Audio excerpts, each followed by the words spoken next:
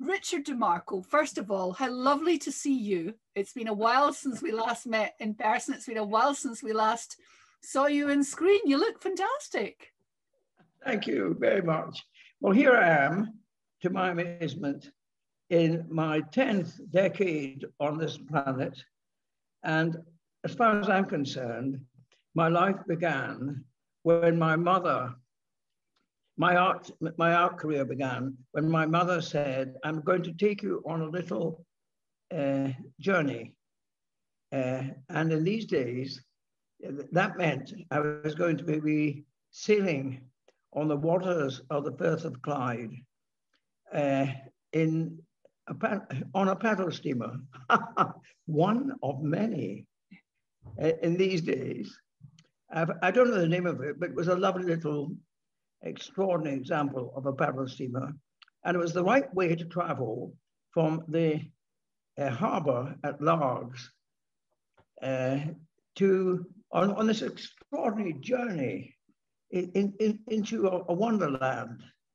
And that was to another wonderful little harbor called Millport.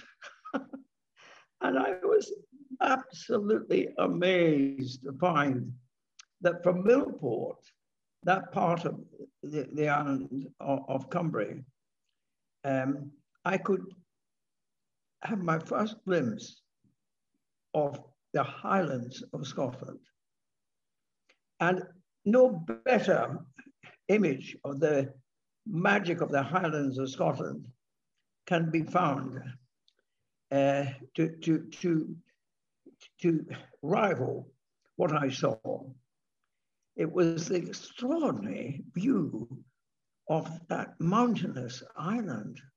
My God, was I looking at Hawaii? Some extraordinary Pacific island? No, I was looking at the perfect image of the Scottish Highlands. Now, it has been defined as Scotland in miniature, but what I was looking at was not about anything to do with the word miniature. It was absolutely fantastic. And there I was. I'm not quite sure whether I was 9 or I had entered my teenage years. I don't know, but it was during the war.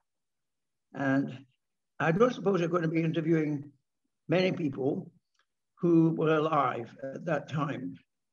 But it was a tragic time, of course, but it was also the time when the Glasgow folk, the citizens of Glasgow, knew that if you went down the water, you would actually arrive in a magical world. You didn't have to get on a plane. You didn't have to go to the Mediterranean or even further. You simply got on a paddle steamer. And if you were lucky, you could actually travel all the way from the center of Glasgow on a paddle steamer to this magical land. And I knew that this... Sorry, I was going to say, of course, at this point, you're a schoolboy, you're a small boy, so it's not necessarily... Primary school. Primary school. At primary school. So this is not necessarily the Richard Demarco we know, the sort of artistic reaction. This is something kind of deeper. This is just a automatic reaction to what you see in front of you, that it's just so beautiful that it kind of captures you from that moment onwards. Can I say, what I saw was even more magical than what my mother decided that I should see as an extension of this world, which was the Clyde around the island of Bute. As far as I was concerned, I didn't have to see anything else. And I was overwhelmed by the fact I was living in a country which was not about Edinburgh, not about Glasgow, not about the urban environment, but about nature. Nature, wild, and on a huge scale. The sky was full of wonderful clouds. It was a morning light. And I remember the beauty of the sky above these extraordinary peaks, the mountains of sky could not compare, as I later discovered, to the mountains of Arran. And here it was, within, how can I say, an hour's train journey from Glasgow. And what a blessing. What a way to begin your career in the art world, because that's, I think, when it began. And I'm thinking it was not possible for me to ever believe that anyone coming to Scotland, calling themselves an artist or interested in the language of the arts, it was not possible for me to believe that they wouldn't want to go there. And thankfully, my dear, dear friend, Margot Sanderman, fell in love as a young girl, as someone who had studied at Glasgow School of Art. I cannot understand why, I really cannot understand why artists are asked to study art in an urban environment, even if they have the advantage of being in a masterpiece building by Charles Rainer Mackintosh, because I think you should study art as close as you can get to nature. And in all my conversations with Margot was all about the fact that she immersed herself in that little bothy on that steep hillside, which she found, where she found inspiration. And it was also the fact it was the world of the shepherds, and there were sheep for a significant period of time when she was there. She became. Richard, can I ask you? That's the famous tabernacle building that she's working in, isn't it? Her and Joan. That's right. Yes. Tell us about it. What did that actually look like? I kind of, you know, have a vision of it. It's just basically a old tin building, isn't it? Well, yes, and it's so simple, but much to be preferred to any studio in Glasgow School of Art. I don't know why artists are asked to go into an urban environment where they can't feel the mystery of the passing of time through the seasons. She delighted in that. She delighted in expressing her love of the winter light and the winter foliage, and how the very texture and color of that hillside changed almost dramatically in contrast with what it looked like in summer. Now, I have since then encouraged as many artists living in Scotland and living outside of Scotland, the poor pathetic souls who live outside of Scotland. And by the way, I would advise every member of the Scottish Parliament to try and find their way to make that journey, make that voyage to Scotland, because they don't have to go anywhere else. They can stand and be amazed, as I was, that I was so lucky to be born here. I was born a long way from where my grandparents came from, which was Italy. And like many Italo-Scots, I fell in love with the world of the Clyde. And I must tell you that I feel sorry for the Edinburgh folk, because they don't have that special light that comes on that western shoreline, Atlantean shoreline. And of course, I didn't realize that this part of Scotland was going to cause me to have to take the road to the Isles. So if Margot Sanderman hadn't gone to Arran all those years ago, if she hadn't chosen to go without your nudge to say, get down there, there's a really good place, if she hadn't decided to go there, do you think it would have been other artists that you would have been nudging down that way and saying, look, you really need to see? Not many artists have followed in her footsteps. I think most artists now are encouraged to do something really ridiculous, which is to win something called the Turner Prize. Yes. They're not bothering to go to Arran. Now, I feel, if you think about Glasgow, you automatically are thinking of the deep longing in your heart to escape from the urban man-made world and head towards something more profound. And of course, this was in the hearts of all the Glaswegians, whose idea of a holiday was going down the water. And so I want you to know that this program is of the greatest importance, because I want, in this age, in this 21st century, I want everyone in Scotland to think of the miracle of the fact the leaders of the world are going to meet in Glasgow. I don't know why they're going to be meeting in Glasgow when they should be meeting in on Arran. And they're going to be asking big questions about whether we have a future or not, whether the air we breathe will be pure enough, and the water we drink will be pure enough for our children, because we have this great moment of history approaching in November this year. And I would give advice to everybody organizing that event to persuade everyone attending this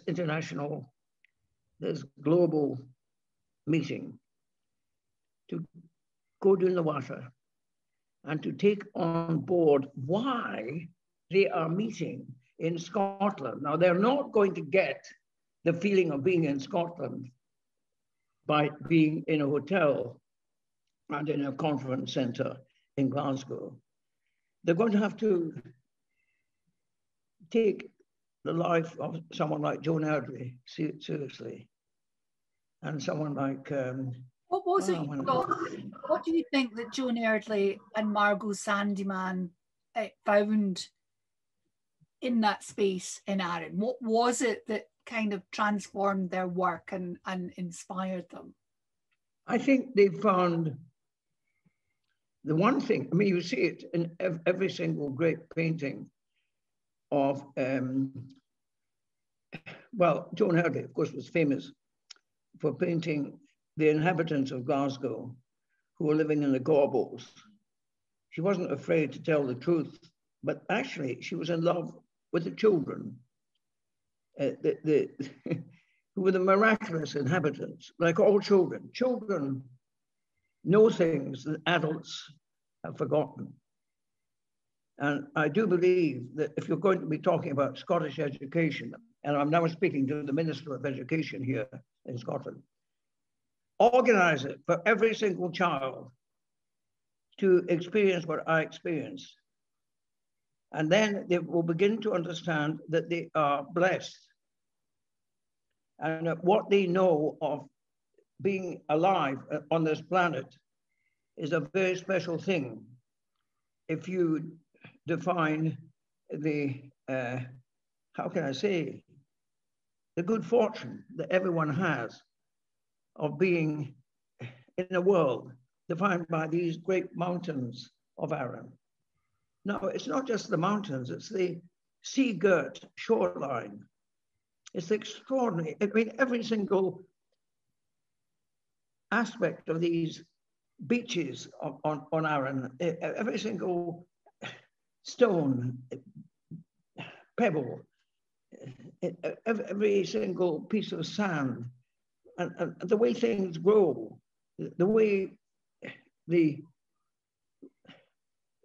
stuff and substance of water is lovingly touching, even in a storm, even in a high wind, upon this other stuff and substance, which is what we live on, which we come from, which is the earth itself.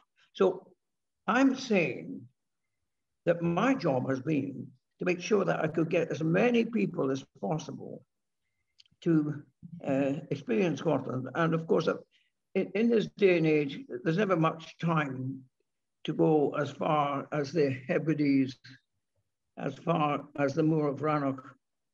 And I've taken all my serious artists into this world because I know there's no point in saying that they were in Scotland when all they experienced was Edinburgh or Dundee or Aberdeen or Glasgow. They've got to see what God has given us in a magnificent, extraordinary world, which should inspire everyone. And I'm sad that Van Gogh never came here. Can you imagine all the paintings? You'd have been taking him to Arran, definitely. He'd been on one of the trips. I love the fact that you did so many of these, you know, it was almost a two-way street, or perhaps, I mean, a two-way stream between you and Arran, and between Edinburgh and Arran, because, you know, there were a number of the Edinburgh festivals where you would put on a particular show and you would bring Arran-connected artists to Edinburgh, or you would take them the other way. You'd take great groups of people and you would, you know, go off. And I wonder what you were hoping would come out of that. Well, you know, of course, what I'm talking about is something, such a deep felt feeling that it's produced the world of Parahandy. Parahandy is all about Glasgow. Of course, his papa would start its adventures, but it would end up going somewhere around the coastline of Arran. And thankfully, I found friends who converted fishing boats that they found in Ireland, and they created their version of the world of Parahandy. And it was called the Majestic Line. These little boats formed, well, it refers to Parahandy's world because the engineer was always in trouble with Parahandy. And he boasted at one point he got a better job on the Majestic Line, of course, which didn't exist. But actually, the voyages of that extraordinary puffer has inspired so many generations of people. It certainly inspired George Wiley. Now there is a name to conjure with. The man who created the paper boat, thinking of the death of the Clydeside, the building of great ships. He also created the straw locomotive, because, you know, I'm talking about a world that's not about London as our capital, but about something to do with going as far north as you can imagine, so that your shoreline is affected by the great power of the Atlantic winds and the movement of the powerful movement of the waters of the Atlantic. And something happens there, so that people dream special dreams. It's this kind of shoreline which inspired Robbie Burns. And I'm thinking, you know, it mustn't be considered of lesser importance than Edinburgh during the festival time. And it's been my job to take as many people as I could, especially students, primary school students, secondary school students, on a road to the west, to Tir na Nog, the land of the ever young, the land where time stands still, where you can see the sun setting, not on the East Coast, but where the sun sets in such a way at midsummer, on Midsummer's Day, that it just touches the horizon.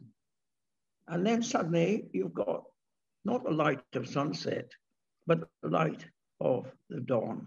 My God, you have timelessness. And this is... I wonder though whether it took some persuading to take people who are maybe there for an international art festival in the city and try and persuade them that this is not somewhere that will be any less exciting. You know, sometimes people might have a perception that you're taking them away from the excitement of the city to something a lot less exciting. How do you persuade them? Well, I don't know how I managed, but my whole life became dedicated to sharing the joy and the inspiration I felt. And I thought then that the Edinburgh Festival should incorporate that space. And of course, the Edinburgh Festival shouldn't just be about Edinburghers, citizens of Edinburgh, and an international, if you like, group of festival goers. It should be about, well, how can I say? I became absolutely amazed that the war caused me. I mean, the war was a terrible thing, but it was the reason why I was evacuated to Largs. And from Largs, you could just see across the highest points of the Cumbries, of Cumbria. You can just see the mountains, and it always intrigued me. God, what's happening there?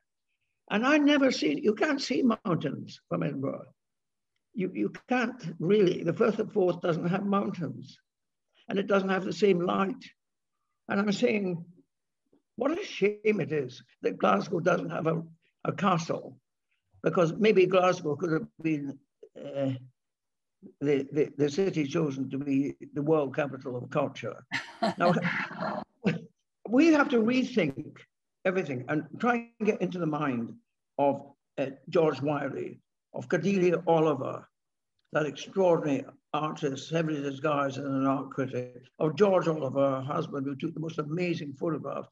They understood the importance of the West, because it's about a space that nobody should be ignoring. Certainly, how can I put it? If you're talking about helping people to become creative, and basically that's what the language of arts is about. It's the language we use when we want to say something which is to do with something that hasn't existed before. And only we, every single individual human being, can create that thing which is to do with the magic of the physical reality on the planet of a human being. Everybody should be born to be in a position where they're liable for this to happen. And I remember thinking when I first visited Pauline, the special unit in Glasgow's main prison, how unfortunate that there couldn't be a scheme where the prisoners and their guards couldn't somehow be made to experience what I've experienced. Because you can't experience the mystery and the magic of nature, no matter how hard human beings try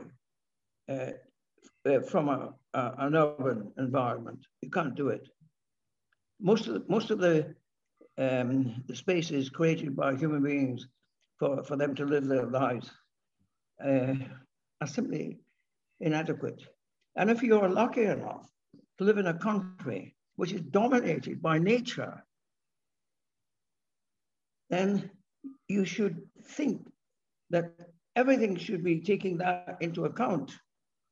And certainly, it was by accident, or maybe it wasn't by accident. Maybe it was my guardian angel working overtime for me to be given that chance, because I might have lived my whole life, my childhood on the East Coast.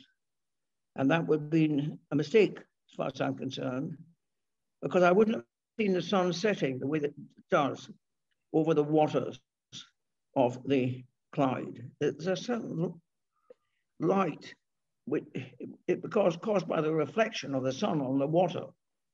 And it's a strange, extraordinary experience to feel that you are no longer imprisoned by the concept of time passing.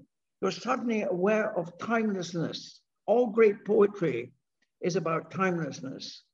The sound of every great piece of music is about timelessness. The sound of every Gaelic singer singing in the Gaelic is about timelessness. And I keep thinking how lucky these people are who win prizes at the Mod, because they're living in that space. And if we turn our backs on that space, we are missing a trick. We can say to the whole world, look, we are positioned in such a way, on such a latitude, in such a way, on the very edge of Europe, so that we can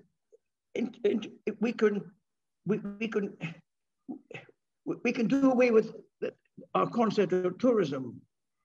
Tourism is not people killing grouse or getting into buses and whatever, causing all sorts of mayhem on our roads to the Highlands. No. It should be a complete rethink future of the Edinburgh Festival or the Glasgow Mayfest.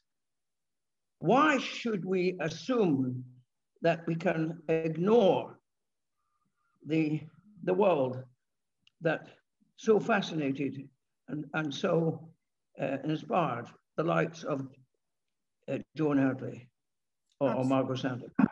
One last thing for you, I think, is just the people that you took to Arran and introduced to Arran weren't always visual artists. So it wasn't always just the landscape painters that you were taking. I'm looking at people like Professor John David Mooney, Chicago-based sculptor, filmmakers. I think you took the Italian filmmaker, Gabriella. So that's it. What did they make of Arran? And was that a big step for them to be persuaded to come out of Edinburgh and come off to Arran and look? Well, they couldn't believe that this was within such a short distance, within such a short time space from what they were experiencing as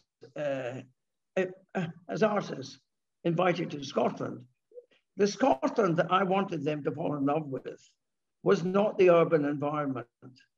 It was not even the glory of the new town of Edinburgh, okay, or the history of the old town. It was not about the extraordinary area of Glasgow around Kelvin Grove, where you have these marvelous museums. No, it's about something which is like a great gift. Nature has been so incredibly kind to us. And I can't believe that the poor souls who are suffering as drug addicts or people in despair, living in our slums, as it were, they cannot be considered as people who need the same experience as the great artists, poets. I mean, the poets writers. I mean, even somebody called Chris Carroll, the director of that wonderful Third Eye Center. I miss it dreadfully. I took him to Arran. I persuaded him to go to Arran because I sailed. I transformed my gallery into a sailing ship, like the sailing ship that was used by Charles Darwin. Charles Darwin didn't learn how to be Charles Darwin, the great thinker and defender of nature at Edinburgh University. No, he discovered it on board that ship. So what I did was I circumnavigated the British Isles. Can you imagine that? I called it a long way round to the Edinburgh Festival. And so that by the time they got to the Edinburgh Festival, they weren't interested. They were really interested in that voyage, which persuaded people like Chris Carrell and his friends, and they included George Wiley and Cordelia to meet us in Broddick Bay and to be on that ship linked to the Irish Sea and to the shorelines of Ireland. And of course, in normal times, Richard, we would all be back on Arran for this symposium. We would all be there in person. We'd all be looking out at the amazing light and the amazing landscape. But unfortunately, we're all confined to our various homes and studios. Can I ask you one question? No, yes. When were you last there? I haven't been to probably for about 10 years, actually. It's been quite a long. That's terrible. I've got to arrange. When were you last? Last time I was there was about just before what I do if I have to travel outside of Britain, I always come back if I have to, if I can, I come back on the way from the Ayrshire coast up towards where the mountains of Arran dominate the horizon, okay?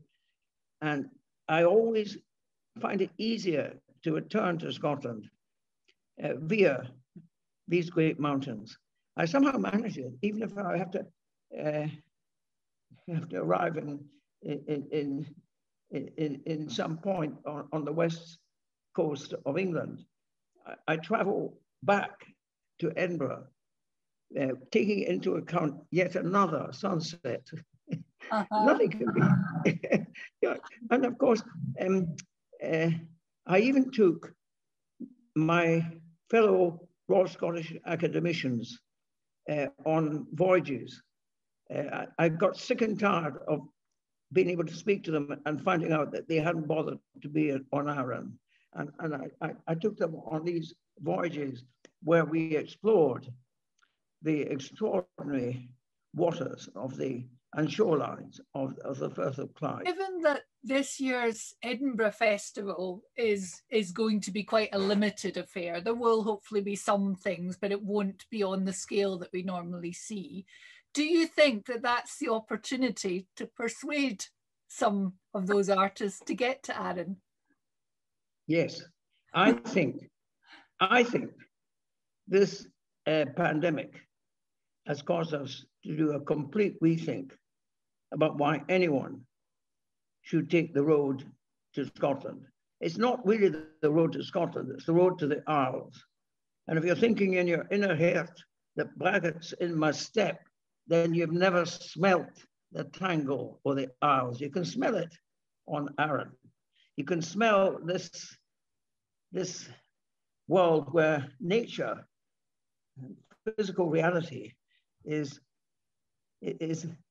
conjoined with the sea, the smell of the sea, of the ocean, of the winds, which are controlling the currents of the sea. There's so much for us to learn from this. And I would say that Scottish education should do a complete rethink and have every child in every school experience what I experienced, because that was the moment when I had no choice but to celebrate what I was looking at. And that was to make marks on a piece of paper, which turned out eventually to be drawings and watercolors. And that began my life as a watercolorist. And I can see that it's not possible for me to imagine that we would not wish to safeguard this world so that it's not overwhelmed, it's not despoiled. We have to be very careful because it's so precious that everyone upon this planet deserves that great gift which I was given. Well, Richard, oh my God. Richard, I can't tell you what it's like to speak about this because it's oh, yes, bless. I can imagine it's something I wish to share. Yeah. I wish to do my very best to have everybody experience what I experienced. And in fact, Richard, I think you have expressed it beautifully. I just wish that instead of talking about Arran down a computer screen, we could actually be on Arran talking about Arran. But hopefully that will come soon. And hopefully you and I and everybody else who's tuned into this symposium will get the chance to be on Arran before long. But in the meantime, Richard Demarco, thank you very much for joining us. Thank you, my darling. You have been so wonderful.